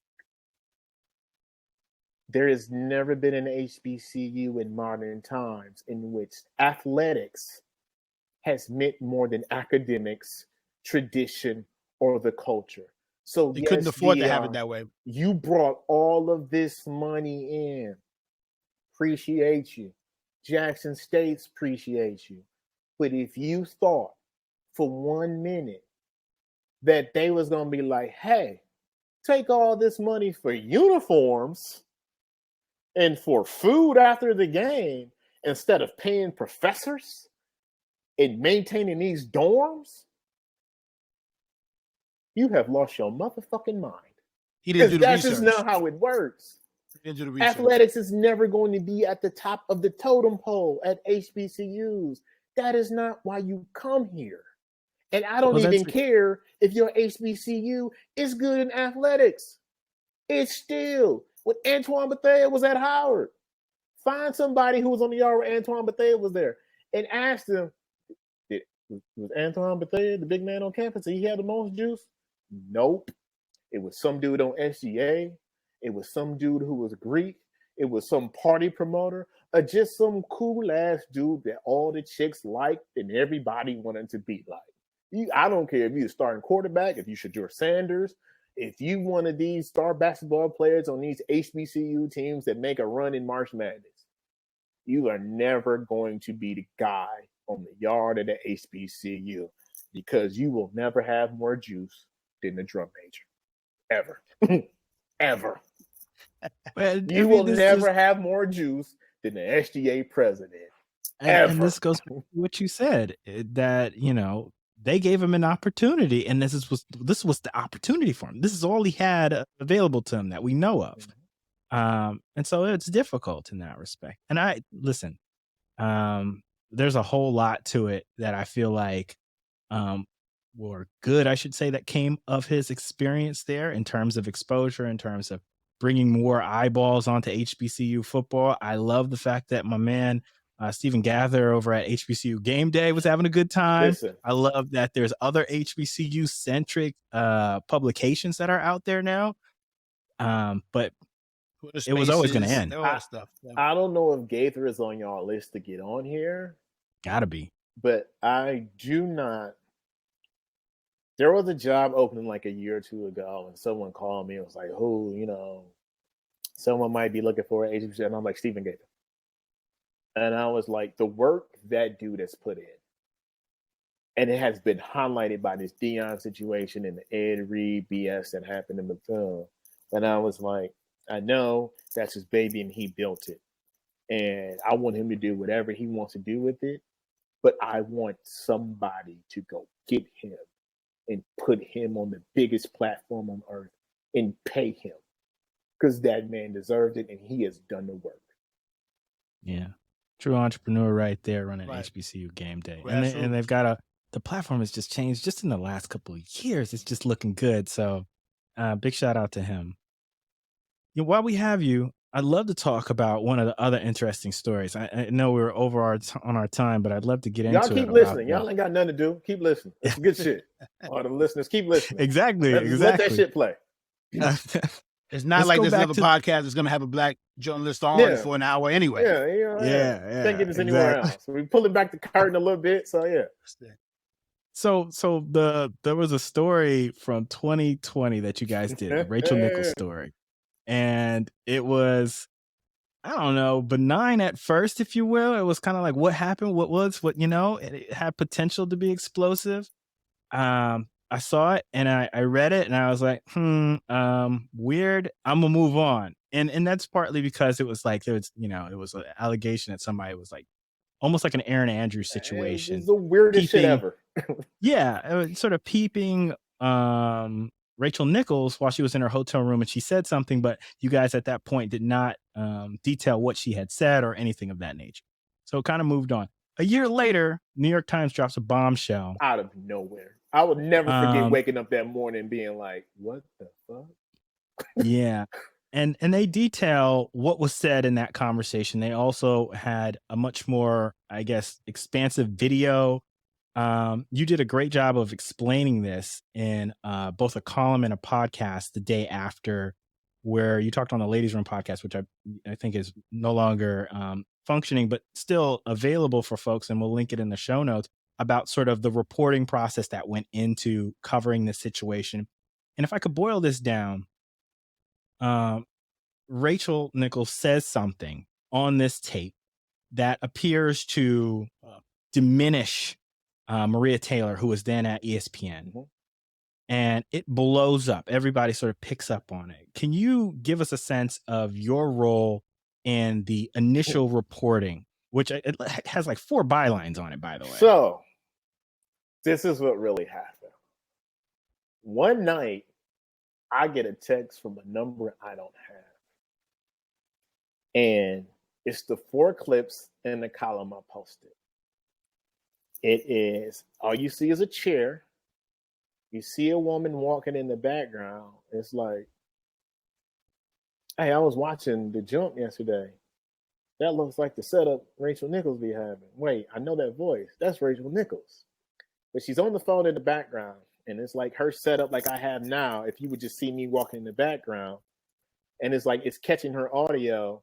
And you just have that shot of the chair and what's behind her. And you don't see her unless like she walks back and forth behind this chair. And you hear kind of what she says about Maria Taylor, but we don't have like the full quote. I just get these 4 little short video segments. And I'm like, and it's like late at night. And they just hit my phone and I'm looking around like, what the fuck? Who set me up? Like, what is this? And that's kind of how it started. That's why my name is on the byline of the original story. Because you received the video. Because I received it. I didn't write the headline. I didn't write the subhead. I didn't write a single word of the story. But you got it rolling though. Yeah, because I received the thing. Right. People were like, oh, you wrote it. And I'm like, the first time I read the entirety of that story was when the public read the entirety of that story. I remember I had a draft up I had got sent, and I was going through the draft, and I had pointed out some things like, I think we should change this, and this. And I remember being like, okay, and I'm waiting for the updated version, and then it's live. So the first time I read it in its entirety is when it was live, and I was like, oh, this thing's out of here. We're going to see where this goes. But leading up to it, the day before, that day, and the day after, I had spent, like I explained in the column, like doing my reporting on the back end. So I called everybody I knew. Some people went on the record, some didn't. Some just gave me anonymous quotes. Some just gave me backgrounds. All the sources I had were really, really good sources. And I basically kind of was like, what's the word on Rachel Nichols? Yeah, it's out there now, but like, what's the real word? And so, like, I'm getting all this information. I had met Maria before. And I'm kind of like, oh, all right, from what we got from this, what she said on this, and what I've gotten from all of these people and former colleagues and coworkers of her, all right, I got the story. I got the column. Bet. Let's wait to something, because this was like the biggest story of the week when it came out. And I'm like, oh, listen, I know exactly what to do. I spent all these days reporting on this. When the rest of the audio comes out, because it's got to come out now, right? We are like, yeah, this would be boom, pull that, bam, we got it. It never came. And like for the first couple of weeks, I'm just like, all right, like, then it went away. Then the sports calendar goes the way it goes. I still got all this stuff like written in my head and still got like all the quotes, anonymous stuff. And I'm just like, okay, all right. Months. I didn't forget about it, just kind of put it to the side. Like, if you are a journalist, sometimes there are stories you have that you might be waiting something. It might not be the right time of the news peg, but you just got it sitting on the side. People think sometimes you just get information. It's just like, nah, some stuff just cooks for a long, long time. Or like we hear people in Hollywood, like, I was waiting to write that script for 20 years. Sometimes it's the same way for us, right? Absolutely. And then like a year later, I literally wake up one morning, check Twitter, New York Times, boom, and I'm reading the story like, oh, they got what I was waiting for. Oh, they got all of it. Oh, shit, this is what I needed. And so I'm reading it, and I'm finally getting what I needed from them. Then I call the source at the New York Times, and I'm like, how? And it was like, oh, we had like a person working on this for like a year. And I was like, we got like 10 people here. I couldn't afford to work on this solely for a year and have a whole staff of editors. Like, we don't have the manpower of the New York Times. We didn't forget about this story. I didn't. So that comes out. So I'm like, all right.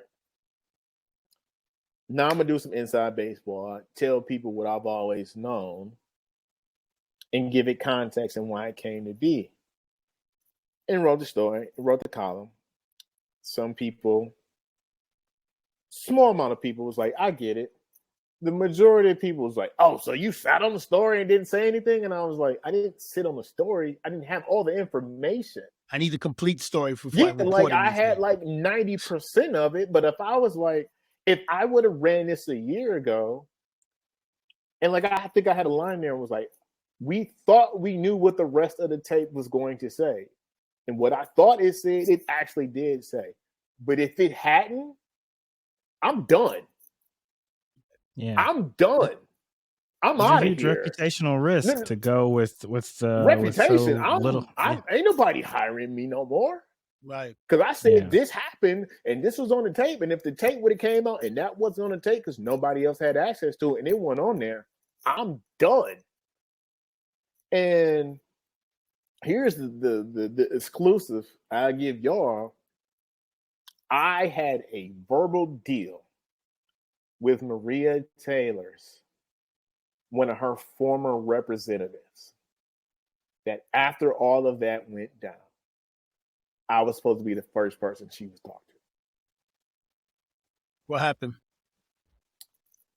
After all it went down, and she left ESPN and went to NBC, because she had an agent and she had another person working up for something else. She ended that relationship.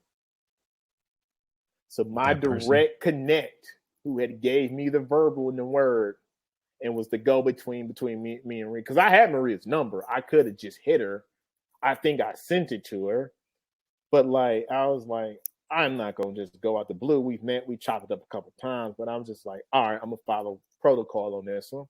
Once that relationship ended and went away, that verbal agreement for me to be the first one for her to give the exclusive and talk to went away. And I knew that in the back of my head. So the whole time when everybody was pissed off at me, even folks in the industry, like, you sat on this, you fumbled this, you didn't do it right. I'm like, all right, in a couple of weeks when I drop this exclusive, You see, y'all ain't gonna have nothing to say.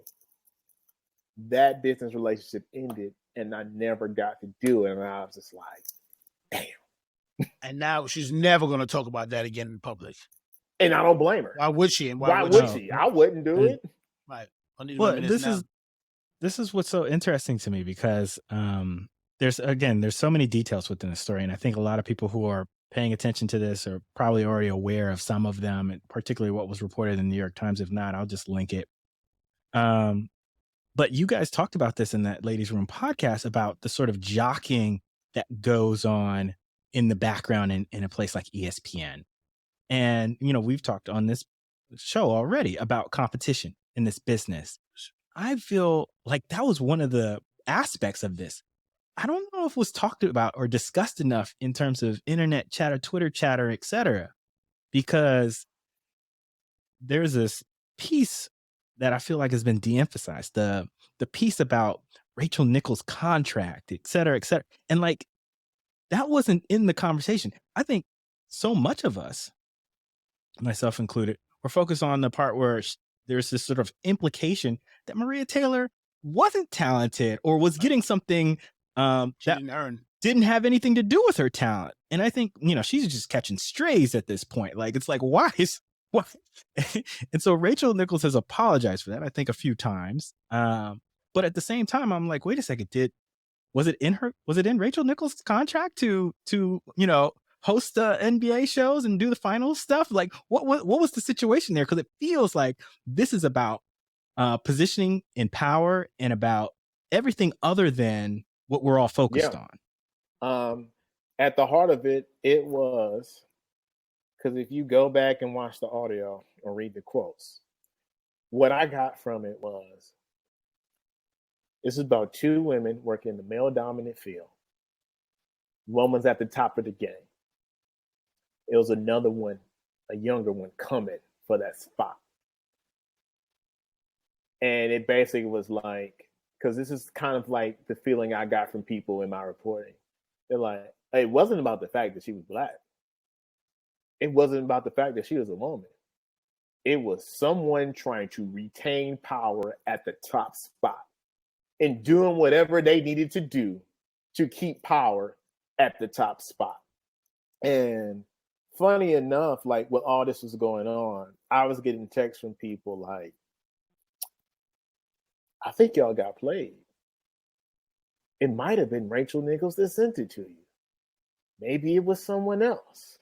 Because of the way the text read, the back and forth I had, I still have the thread in my phone. Like, I will keep it forever. The back and forth between me and that person, like, I couldn't tell if it was one person or two people because their disposition. So you still don't know who it is? Still don't know who it is. Their disposition switched at some point in the conversation. I don't know if I'll ever know, but it's still in my phone, and I vowed to myself, you got to drop that number in Cash App and see who it is. Drop it in Venmo and see if it pulls up. Cash App.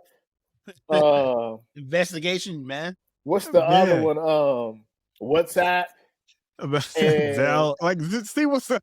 And I was like, one day, like, I want an old school payphone that doesn't have any attachment to me on it, and call it and wants to see who answers. And like, for the last like 2 years, every time I'm in my text, I'll be like, I gotta call this number one day, but I was like, I don't want to call it from a number that's attached to me. because I'm like, my number is very much attached to me now because, when you call people, the origin city comes up. There ain't too many people in this industry from Saginaw, Michigan. There's only one person from Saginaw, Michigan that was in the middle of this story too. So I'm like, it's a dead giveaway. And I would just be looking around like, man, I need I remember I was somewhere and I was like, ooh, I could use their phone. But I was like, it's going to come up in Chicago. They know I live in Chicago. Like, it can't be me. Like, it can't be you. Someone else makes the call and you like listening in. I need to create a number that's going to like say I'm in like Texas calling from it to figure out like who's on the other end of this phone. Like, I need the folks from Catfish. I need to call Nev from Catfish to help me out. But this is the thing though, and this is, it's super interesting that you still don't know who that is, but also I guess the allegation that's out there, whether or not it's somebody that played you. I mean, you implied it yourself within your column, and so I'm wondering, like, I don't run away from the allegations that me and us might have got played, because I think if you think you can't get got, that's when you get got. Like, I live by the creed that anybody can get it. And maybe I did get got. Maybe we didn't. I don't know. Well, I wouldn't say it's you, because it's more of a Deadspin thing. Because again, but I'm that involved, initial story. Yeah, I'm involved in it. So I'm not gonna. If I don't run from the smoke. If I gotta take the L, I'll take the L. And won't run from it, and I'll own that L. But like I said earlier, I learned from L's. And best believe I have made it my notion to never let something like that happen again. And that was a thing for me. Like, it was a bad week. The first time it came out, the second time. But it's 2 bad weeks in my career. I'll take that. The couple things that I take away from that time period was the timing of the story, right? It just sort of drops about 3 weeks before, or whatever it is, not that long before Maria Taylor's contract. It's in the bubble when nothing's going on in sports, but this. And so there's all these sort of different things that are sort of up in the air, and to me, it just felt like somebody is, hitting the button that says, let me influence this in some kind of way. And that's where I felt like, and this, I was mentioning to this when we were sort of setting up or in the DMs the other day, I was just saying, like, I feel pretty strongly that the New York Times, like, they don't talk enough, or they don't explain enough in their reporting process, like how they allow things to influence them, and talk about motivations of people when they do report on things. And so when I said, I felt like Deadspin might have been more judicious, particularly in that first story, which is to say, let's withhold things. I'm not saying I agreed with the headline, by the way, that, creep, and all that. So I don't know if I agree with all that, but I do agree with the sort of, let's hold back a little bit until we know more, because I think that sort of being judicious in that way allows for you to then come back and do some more reporting, and then follow up and continue to follow up as you learn more. Whereas in the New York Times, I felt like it's clear that there was somebody that was trying to influence who gets into what roles, and in terms of like whether or not, that was going to knock Rachel down a peg or uplift Maria.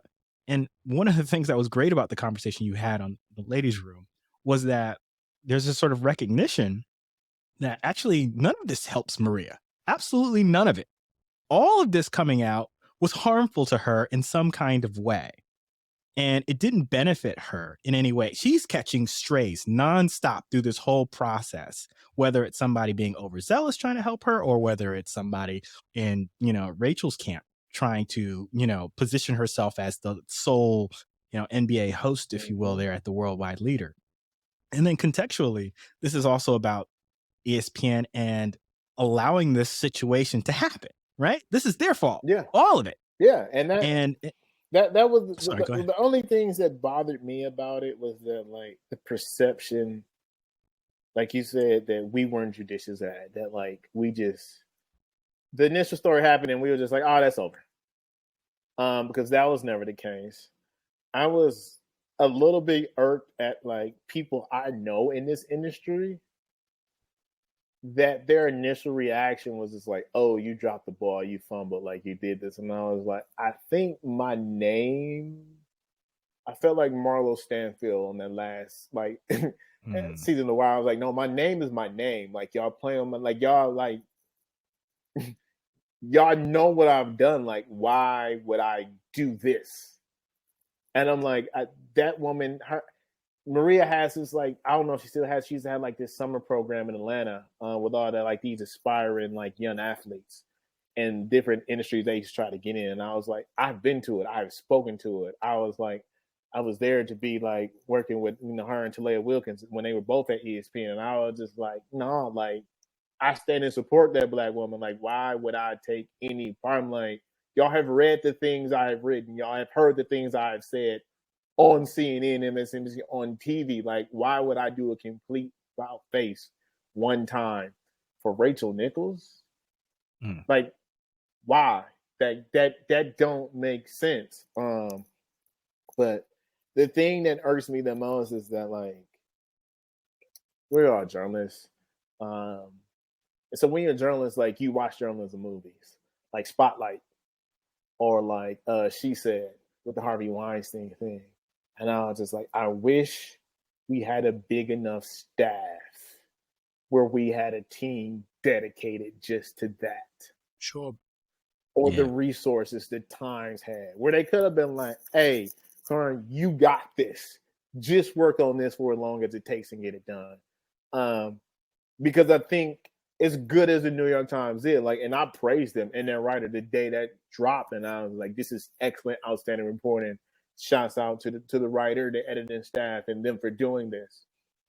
I will always feel like, right or wrong, just the way my mind works, if I got that same opportunity with those same bells and whistles, at minimum, I would have done that good. At minimum. Just because like I had a somewhat connection to get the exclusive at one point. Like I had stuff in my back pocket nobody had. Right. But in this game, since we talked about journalism, we all know we've all had huge stories that fell apart or something that just didn't go right.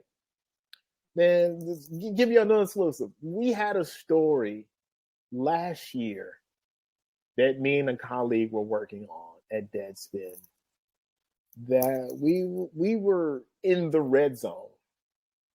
It was like first and goal from the 7 from winning the sports journalism Super Bowl. And I remember like it was over the Christmas break telling my dad, I took, I'm working back at home doing it. And he was like, what are you working on? And I was like, Mom, like, this is G14 classified. I'll tell you. And I told him what it was. And he kind of got it. Like, my dad's like 73. They don't, I'm like, he kind of got it. But I was just like, all right. I was like, if this story comes out and stuff stays the way it is, I was like, Pulitzer's undeniable. I was like, if this happens, I'm going to be on TV every day, all day for like 2 weeks straight. He was like, oh, is that big? And I'm like, yeah, like any award you can think about, we're about to win. Going to be on TV every day. I'll be able to write my check to go to any place I want to. And I was like, we're going to change sports forever if this comes out. And we're going to change this league forever. There's going to be a documentary about this. And we didn't throw a pick in the red zone. Some catastrophic stuff out of our control happened to where we just have set it to the side and been judicious, because telling the half story of this without having all the T's crossed and I's dotted would have been career suicide. And then from there, it kind of went to the wayside. But it was like the best analogy I can give for listeners who are not in the games would be like, well, all right, what does that mean? If you ever watched Law and Order SVU, and Vincent and Stabler had this great case, and then at the last minute, the victim or the witnesses decided not to testify and they disappeared, it's like that. And when that happens, it don't matter what you know. It don't matter what you feel to be true. If you don't have the piece that can nail it and prove it to make it undoubtable, can't run it. Can't close. Can't do it.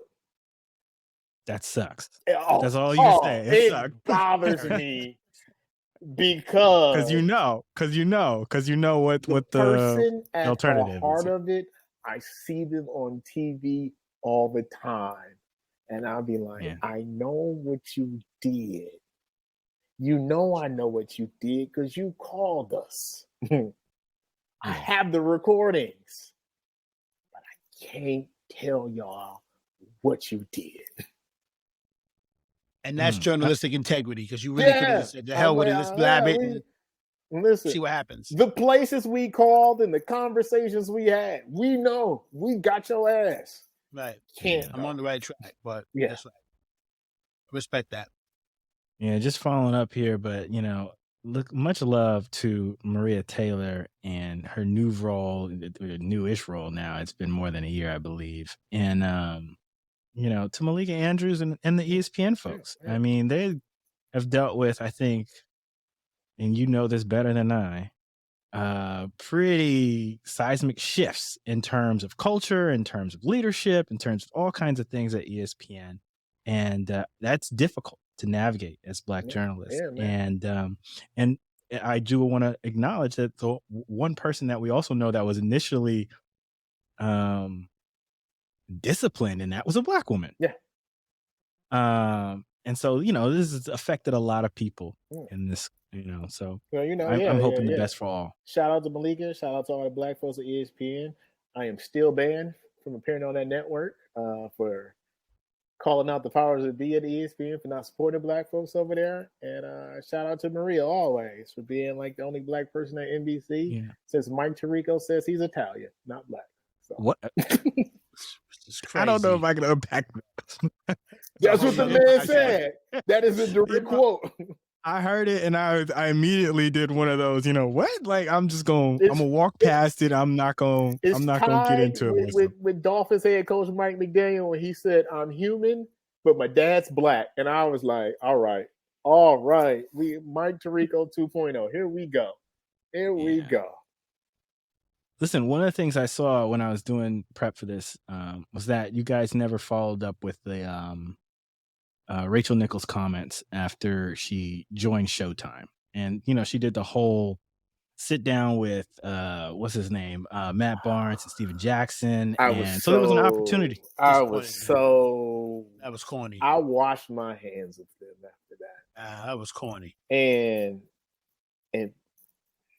I understood that, especially for Matt, she was the one that kind of gave him his shot at TV and had held him down. But and this is one of the reasons why I think 99.9% of podcasts shouldn't exist. People like, what about the good ones? I'm like, like this show is like in the 0.01s because it's like 1 billion podcasts on earth. We don't need this many. If you've ever been a fan of All the Smoke and you watch All the Smoke, I was, and you've seen some of the things, especially Steven Jackson has evolved in, especially if we go back some of the activism with George Floyd and how much of a voice he was in that. A lot of the stuff and the things they talk about deal with Blackness and the upliftment of Black people, right? But yet, I understand personally or professionally what they would have did to you. You can't say and do all the things y'all have done and say y'all believe this, but then yet be the springboard for this white woman's redemption story that involved agree to disagree in the belittlement of Black women. So either two things are true. All the stuff you said about Black people was fake and you don't mean it, or all the stuff you said about Black people was true, you do mean it, but you didn't include Black women. It's one of those two things. And that's not me making an assumption or pinning something on you that isn't true. That is me taking what you have said and done and being smart enough to realize, oh, then it's either this or that. I'll let y'all decide which one it is. But you have shown us through your actions and words what this is about and what y'all are about. And the bottom line is we want our show, and Showtime said we need to do it, and we're going to do it for Showtime. Because Showtime's paying us. Yeah. Well, that's understandable. But let's step back real quick here to what you just said earlier, which was that, this again, and I implied it, and I think you were sort of in agreement with me that this feels more about a power struggle, more about jockeying. And if you recognize that, again, ESPN put it in a situation where it felt like it was a zero-sum game, one or the other. That's not a good thing. That's on them.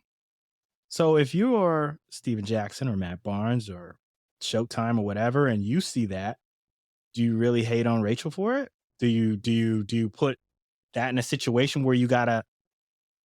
There's a flip side to this, of course. It's like, do you have to be the one to rehabilitate her? No, that is the choice. But that's the choice, right? But the question is though, why are we sort of making this an either or? Like, I don't know if that's appropriate either, given that I feel like everything that we've heard that's come out of this feels like people are fighting to stay on top and saying things that, again, subjective and turned out incredibly damaging for themselves. And in Rachel's case, saying that, whatever the frustration is, don't take it out on me, as if Maria Taylor doesn't deserve based on her talent, which she is incredibly talented. Like, it feels like to me that we're still sort of boiling it down to that rather than this other larger issue of power and who gets opportunities and why can't we all have a seat at the table. I mean, they have these countdown shows, the jump, whether it's the NBA countdown or whatever the show is, and they put 4 chairs up there and 3 of them are athletes or whatever it is. It's just like, there's an opportunity for more chairs at this table. Can we understand that? Can we respect that? And not that only are there a lot of chairs at the table, usually the people in their chairs are terrible and shouldn't be at the table. Like we watch the NBA daily programming. It's a lot of people sitting in them chairs that have no business sitting in them chairs. And I understand that Steven Jackson and Matt Barnes probably had to make a business decision with that. Yeah. In your life as a human being, in this media game, especially when you're Black, you have to learn when to pick and choose your battles. Right. I totally understand that. But with that, and as I said earlier, learning when to be quiet and deciding when to speak up, you have to own when you said something when you shouldn't have, and when you were quiet when you should have spoken up. And so if they did the best thing for them and their career and their families, I get it. But that also comes with the fact that you got to own the fact that you became the launching pad for this white woman to relaunch her rehabilitation story for the third time in her career.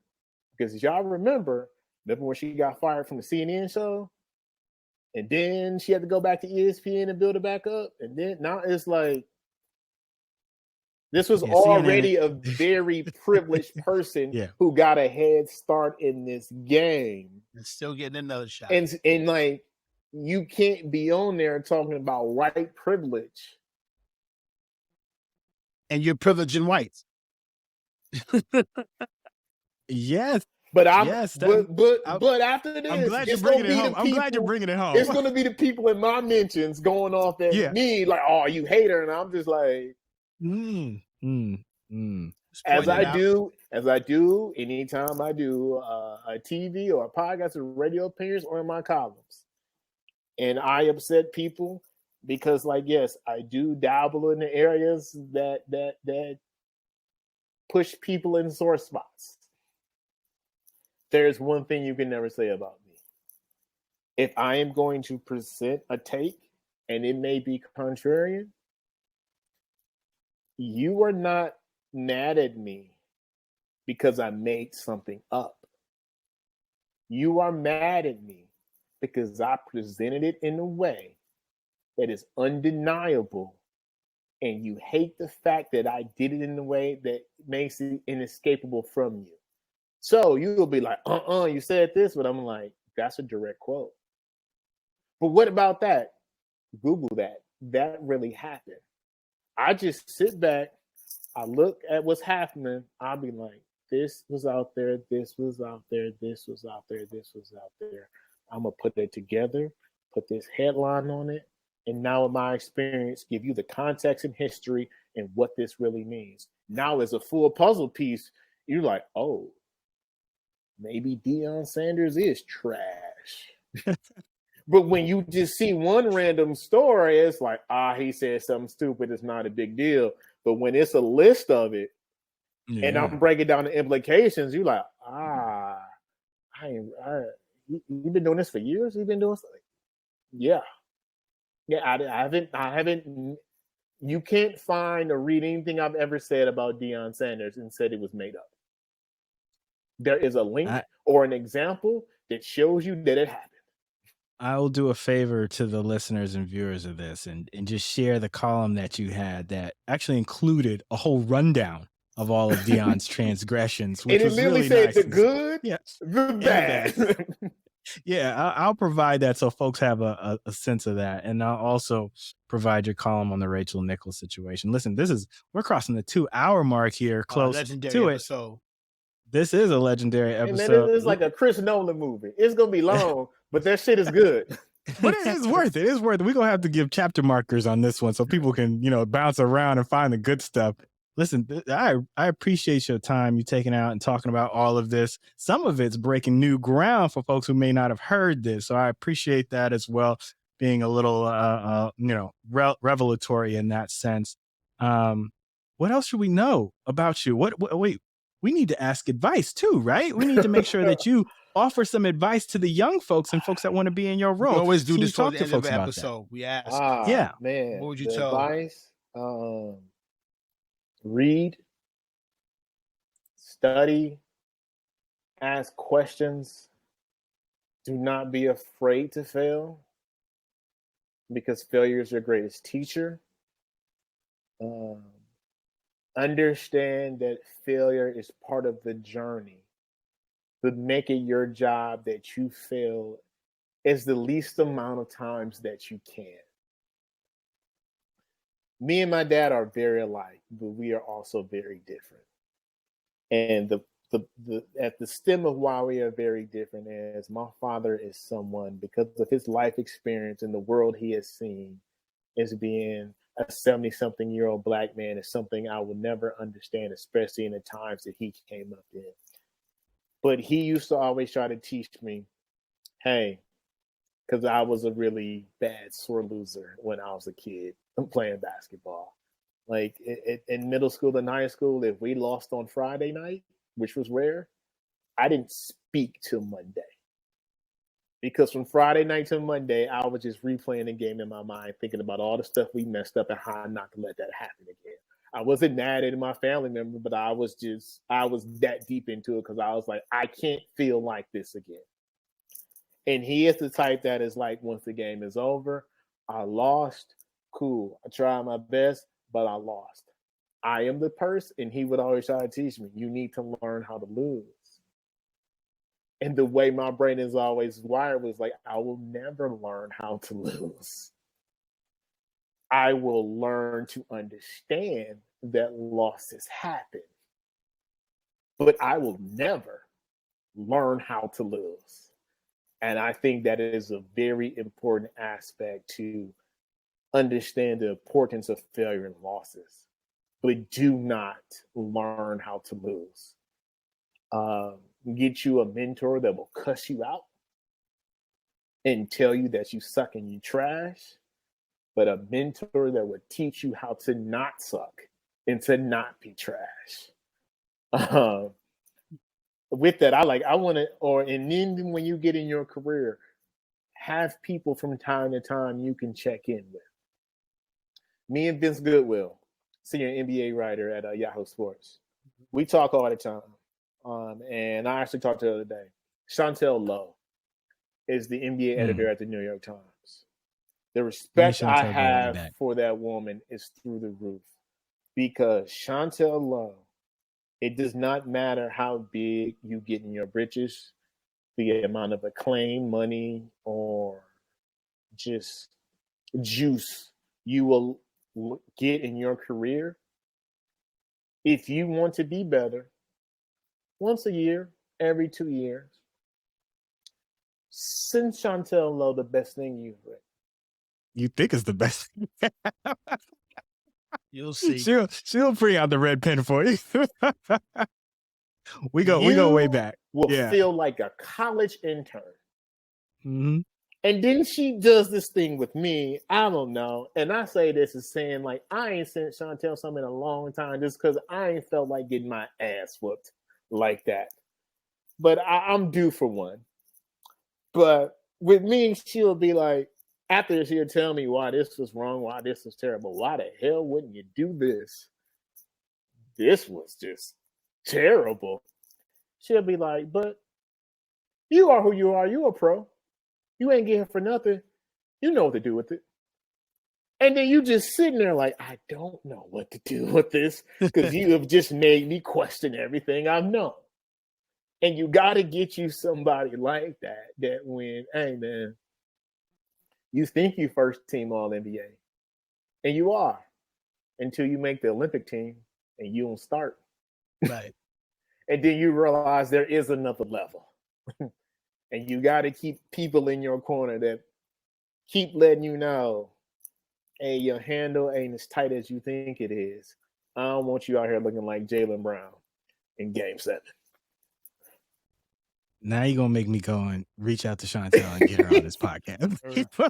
And tell her it was me that sent you to her. Yeah. No, she has a great come-up story, too, getting to the New York Times. I mean, I remember her when she was Patch. Yes. And so that is a long time ago.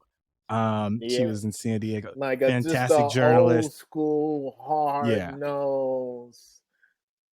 Man, I put blood, sweat, and tears. This is the best I can do. I know you love this.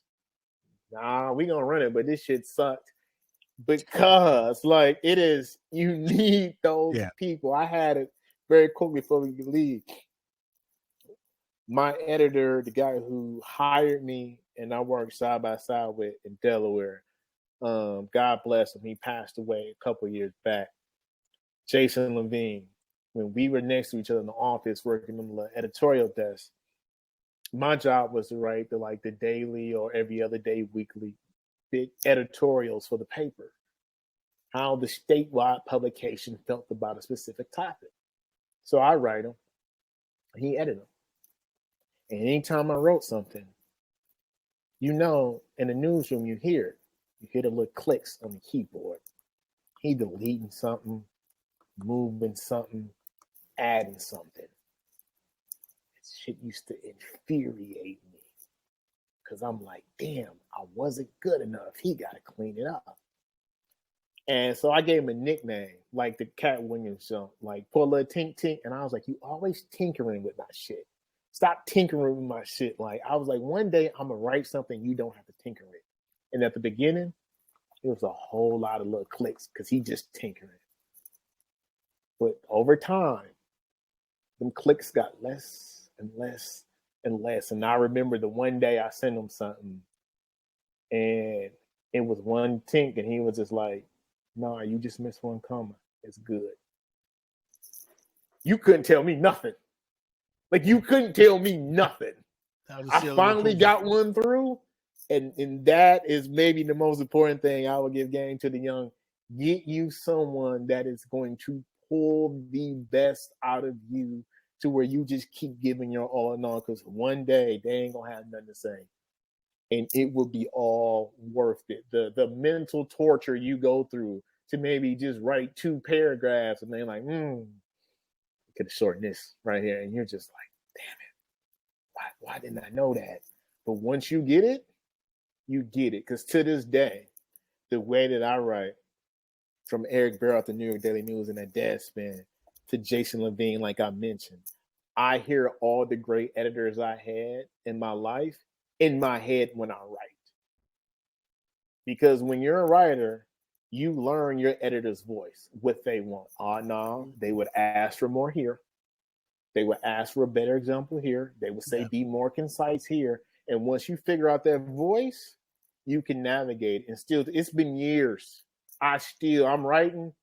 I hear them. Nope. Cut Make that. the extra They phone would call. say, nope.